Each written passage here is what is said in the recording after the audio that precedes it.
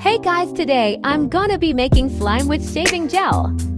So let's get into it. Now I'm just gonna add a bit of glue, speed,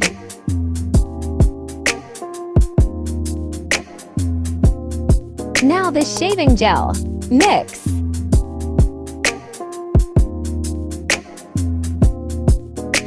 Now the most important ingredient.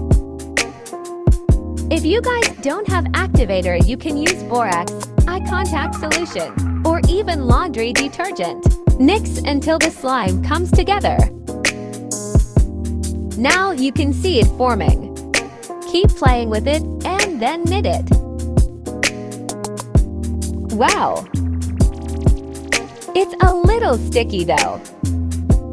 Add one more drop of activator if it's still sticky. Keep knitting it. Now put it in a container and bye y'all.